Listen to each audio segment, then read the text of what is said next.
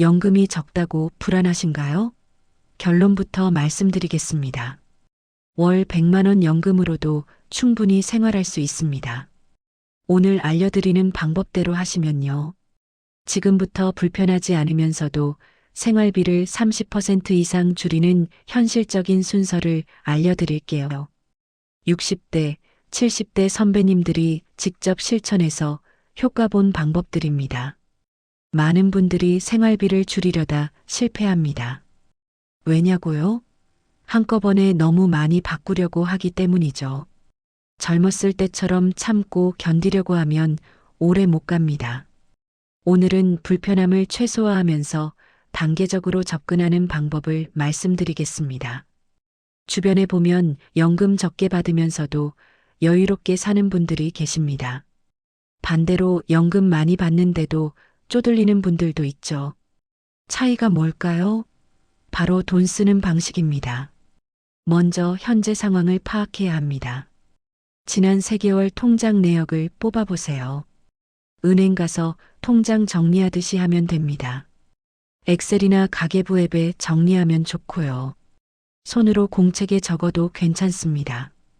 항목별로 분류해 보시면 놀라운 사실을 발견하게 됩니다. 생각보다 쓸데없는 곳에 돈이 나가고 있다는 걸요.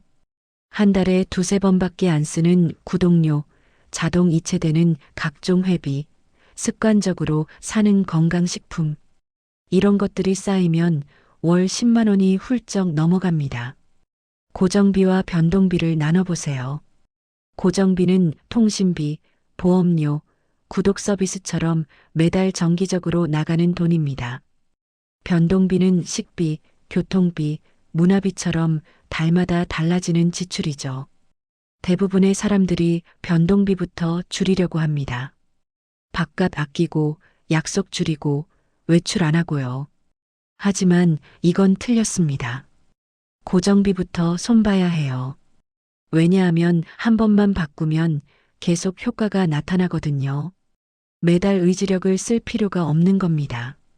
첫 번째 단계, 통신비부터 시작하세요. 통신비는 가장 쉽게 줄일 수 있는 항목입니다. 현재 요금제를 확인해 보셨나요? 많은 분들이 실제 사용량보다 훨씬 비싼 요금제를 쓰고 계십니다. 자녀들이 가입해준 그대로 쓰시는 분들이 많거든요. 알뜰폰으로 바꾸면 월 3만 원 이상 절약됩니다. 통화 품질도 거의 차이가 없어요. 요즘은 대부분 와이파이를 쓰시잖아요. 집에서, 복지관에서, 카페에서 데이터를 많이 쓸 일도 없죠. 처음에는 불안하실 수 있습니다. 혹시 통화가 안 되면 어떡하나 하고요. 하지만 사용해 보신 분들은 다들 말씀하십니다. 진작 바꿀 걸 그랬다고요. 통신사 대리점 가시면 친절하게 다 설명해 줍니다. 인터넷과 TV도 마찬가지입니다. 결합 상품을 새로 가입하면 월 2만 원 정도 아낄 수 있습니다. 고객센터에 전화해서 해지하겠다고 하면 더 좋은 조건을 제시하기도 하거든요. 이게 통신사의 비밀인데요. 케이블 TV 요금이 부담스러우시다면 IPTV나 넷플릭스 같은 걸로 바꿔보세요. 원하는 프로그램만 골라서 볼 수 있고 월 1만 원대로도 가능합니다. 이것만으로도 월 5만 원, 연간 60만 원이 절약됩니다. 불편함은 전혀 없이요. 오히려 요금 걱정 없이 마음 편하게 전화하실 수 있게 됩니다. 두 번째 단계, 보험을 정리하세요. 노후에 보험료로 매달 10만 원 이상 내는 분들이 많습니다. 젊었을 때 들어놓은 보험을 계속 유지하고 계시죠. 하지만 필요 없는 보험이 대부분이에요. 중복 가입된 건 없는지, 만기가 다 된 건 없는지 확인해 보세요. 실손보험 하나면 충분합니다. 여러 개 들어도 중복 보장이 안 되거든요. 병원비는 한 곳에서만 받을 수 있습니다. 2개, 3개 들어봤자 보험료만 더 내는 거예요. 암보험이나 종신보험도 나이가 들면 필요성이 줄어듭니다. 이미 자녀들이 다 컸다면 말이죠. 유족을 위한 보장이 꼭 필요한가 다시 생각해 보세요. 보험 설계사에게 연락하세요. 보장 분석을 받아보시고 불필요한 건 해지하는 겁니다. 설계사가 말리면 단호하게 거절하셔야 해요. 그 사람들은 수수료 때문에 그러는 거니까요. 월 5만 원 정도는 쉽게 줄어들 겁니다. 어떤 분은 월 15만 원이나 절약하셨다고 하더라고요. 보험료 아낀 걸로 손주들 용돈도 주고 본인 건강검진도 받으시면 됩니다. 잠깐 여기서 중요한 게 있습니다. 구독 서비스 점검입니다. 넷플릭스, 유튜브 프리미엄, 음악 스트리밍, 신문 구독. 이런 것들 다 합치면 얼마나 나가는지 아시나요? 월 3만 원에서 5만 원은 됩니다. 헬스장 회원권, 골프 연습장, 각종 온라인 강좌까지 합치면 더 많이 나가죠. 실제로 쓰는 건 한두 개뿐이에요. 나머지는 습관적으로 유지하는 거죠. 처음에 좋아서 가입했는데 이제는 거의 안 쓰시잖아요. 정말 필요한 것만 남기고 나머지는 해지하세요. 필요하면 언제든 다시 가입할 수 있습니다. 요즘은 월 단위로 끊었다 다시 시작할 수 있거든요. 보고 싶은 드라마 있을 때만 한 달 가입했다가 다 보면 해지하시면 됩니다. 세 번째 단계, 식비를 현명하게 관리하세요. 외식을 줄이는 게 아닙니다. 더 똑똑하게 먹는 거예요. 점심은 집에서 해 먹고 저녁은 가끔 외식하는 식으로 조절하면 됩니다. 친구들과의 만남도 꼭 식사 자리여야 할 필요는 없죠. 마트 대신 시장을 이용해 보세요. 같은 재료인데 30% 저렴합니다. 특히 채소나 과일은 훨씬 싸죠. 신선도도 좋고요. 시장 상인분들과 정이 들면 덤도 주고 깎아주기도 합니다. 할인 시간대를 활용하는 것도 방법입니다. 마트는 저녁 7시 이후, 시장은 문 닫기 전에 가면 할인을 많이 해줍니다. 품질은 똑같은데 가격만 싸지는 거죠. 어차피 바로 먹을 거면 상관없잖아요. 냉장고 정리도 중요합니다. 버리는 음식이 없도록 주 1회 냉장고를 점검하세요. 유통기한 임박한 식재료부터 사용하는 겁니다. 음식물 쓰레기가 줄면 식비도 자연스럽게 줄어들거든요. 두 분이 사시는데 너무 많이 사지 마세요. 요즘은 소분해서 파는 곳도 많습니다. 대용량이 싸다고 사면 결국 버리게 됩니다. 필요한 만큼만 사는 게 결국 경제적이에요. 건강식품도 다시 생각해 보세요. 매달 10만 원씩 건강식품에 쓰는 분들 많으시죠? 하지만 의사 선생님들은 뭐라고 하시나요? 골고루 먹으면 따로 먹을 필요 없다고 하십니다. 정말 필요한 것만 의사와 상담 후에 드시는 게 좋습니다.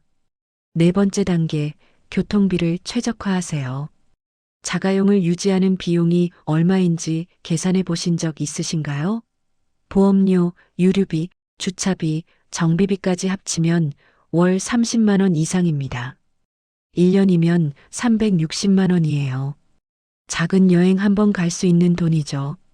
대중교통을 이용하면 월 10만 원도 안 들어요.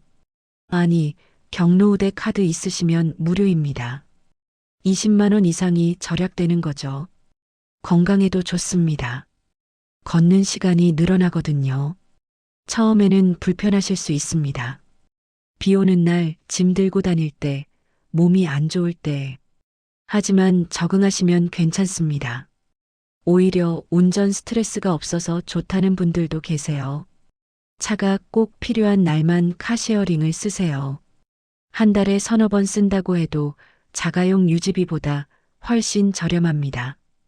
택시도 경로우대 할인이 되는 카드가 있습니다.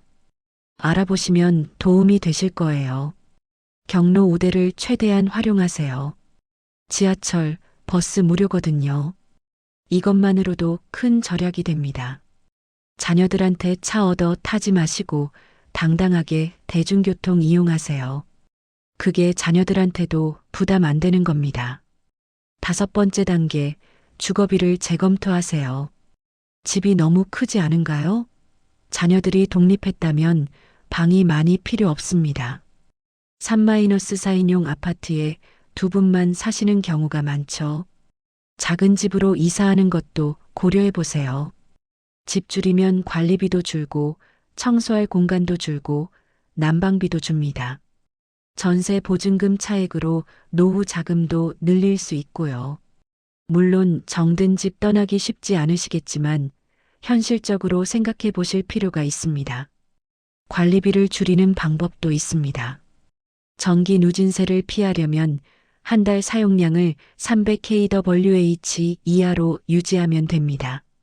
사용하지 않는 전자제품 플러그를 뽑는 것만으로도 월 1만 원 정도 절약됩니다. 대기 전력이 생각보다 많이 나갑니다. TV, 전자레인지, 커피포트, 컴퓨터 안 쓸 때는 플러그를 뽑으세요. 멀티탭 스위치로 한 번에 끄면 편합니다. 난방비는 보일러 온도를 18도에서 20도로 유지하세요. 실내복을 따뜻하게 입으면 충분히 견딜 수 있는 온도예요. 목도리, 조끼, 덧신 이런 걸로 체감 온도를 높이는 게 훨씬 경제적입니다. 창문 틈새를 막으면 난방 효율도 올라갑니다. 뽁뽁이나 문풍지를 붙이는 것만으로도 실내 온도가 2-3도 올라갑니다. 한번 해두면 겨울 내내 효과가 있죠. 수도 요금도 줄일 수 있습니다. 절수 샤워기를 달면 30% 정도 물 사용량이 줄어들죠. 설거지할 때도 물 받아서 하시면 됩니다. 1인당 한 달에 5,000원 정도 아껴지는 셈이에요.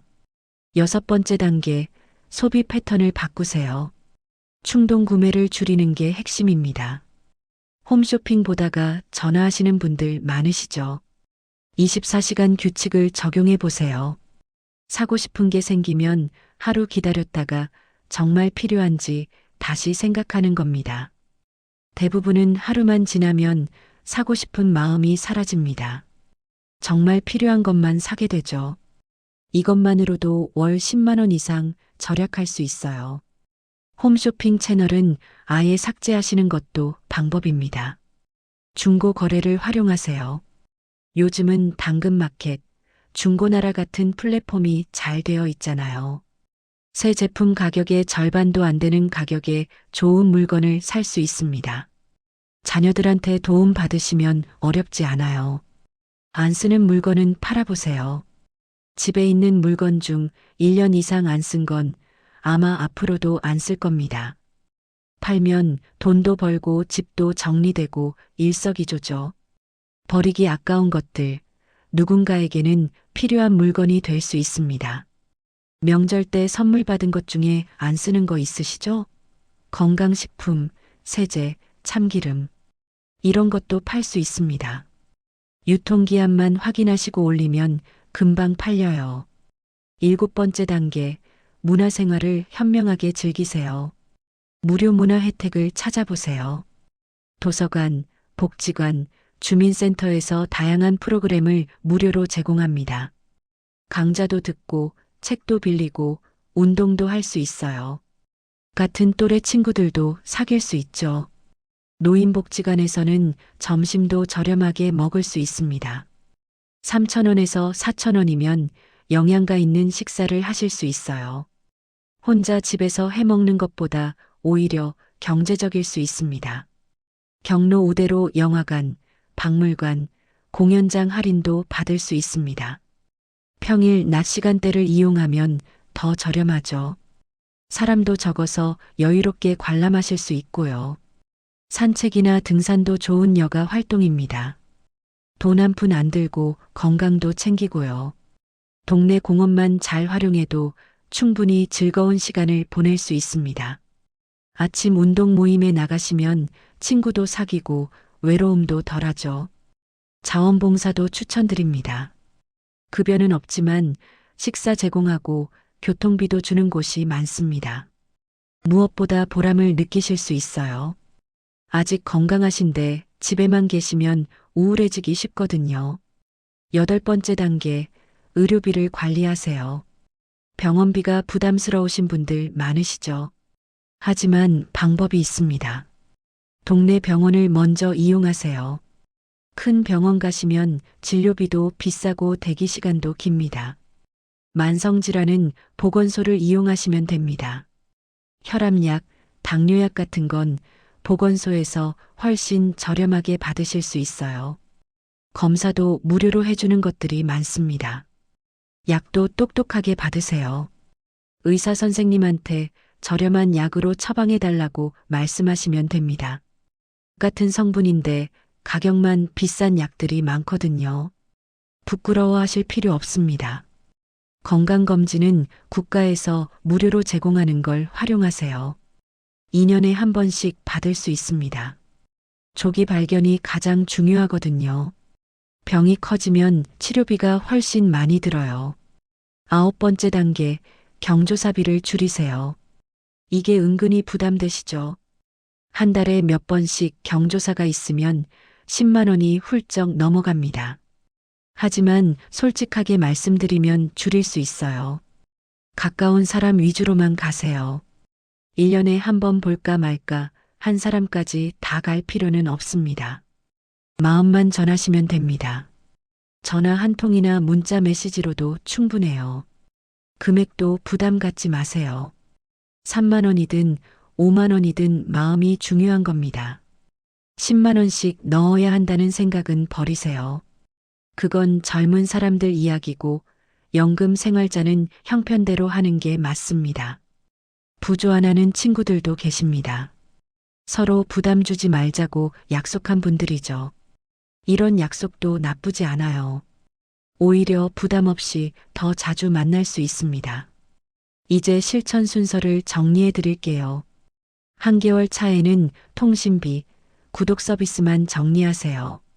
이것만으로도 월 7만 원에서 8만 원이 절약됩니다. 어렵지 않죠? 전화 몇 통이면 됩니다. 자녀분들한테 도움 받으셔도 좋아요. 2개월 차에는 보험을 점검하고 식비 관리를 시작하세요. 마트 대신 시장 가기, 외식 횟수 조금 줄이기. 이 정도면 추가로 월 10만 원이 절약됩니다. 아직까지는 크게 불편하지 않으실 거예요.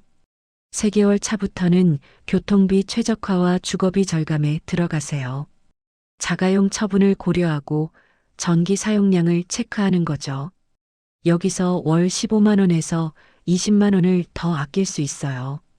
이제 효과가 확실히 느껴지실 겁니다. 4개월 차부터는 소비 습관과 문화 생활을 조정하세요. 2단계부터는 생활 전반이 바뀌는 시기입니다. 처음에는 불편할 수도 있지만 새로운 친구들도 만나고 보람도 느끼실 거예요. 3개월이 지나면 습관이 됩니다. 처음에는 불편할 수도 있지만 익숙해지면 전혀 불편하지 않습니다. 오히려 돈이 모이는 걸 보면 뿌듯하죠. 통장 잔고가 늘어나는 걸 보면 기분이 좋아지실 거예요. 주변 친구분들한테도 알려주세요. 같이 실천하면 더 쉽습니다. 시장 같이 가시고 복지관 프로그램도 같이 신청하시고요. 혼자 하면 외롭지만 같이 하면 즐거워집니다. 자, 정리해 드리겠습니다. 오늘 알려드린 방법대로 하면 월 30만 원에서 40만 원은 충분히 절약됩니다. 연 360만 원에서 480만 원이에요. 작은 돈이 아니죠? 이 돈으로 손주들 용돈도 주고 여행도 가실 수 있습니다. 중요한 건 한꺼번에 다 하려고 하지 않는 겁니다. 단계별로 하나씩 실천하세요. 그러면 스트레스 없이 자연스럽게 바뀝니다. 무리하면 작심삼일로 끝나기 쉬워요. 연금이 적어도 괜찮습니다. 현명하게 쓰면 충분히 여유롭게 살 수 있거든요. 젊었을 때처럼 많이 벌려고 하지 마시고 적게 쓰는 방법을 익히시는 게 낫습니다. 우리 세대는 평생 자식 키우고 부모 봉양하고 집 마련하느라 정신없이 살았습니다. 이제는 우리를 위해 쓸 때예요. 하지만 돈 걱정 없이 편하게 쓰려면 똑똑하게 관리해야 합니다. 오늘부터 시작해 보세요. 3개월 후 당신의 통장 잔고가 달라져 있을 겁니다. 6개월 후에는 생활이 완전히 바뀌어 있을 거예요. 1년 후에는 주변 친구들이 비결을 물어볼 겁니다. 당신도 할 수 있습니다. 나이는 숫자일 뿐이에요. 배우고 바꾸는데 늦은 때는 없습니다. 오늘이 남은 인생의 첫날이라고 생각하시고 시작해 보세요. 행복한 노후는 돈이 많아서 만들어지는 게 아닙니다. 돈을 현명하게 쓸 줄 알고 작은 것에서 즐거움을 찾고 건강을 지키는 것. 이게 진짜 행복한 노후입니다. 여러분의 여유로운 노후를 응원합니다. 화이팅 하세요.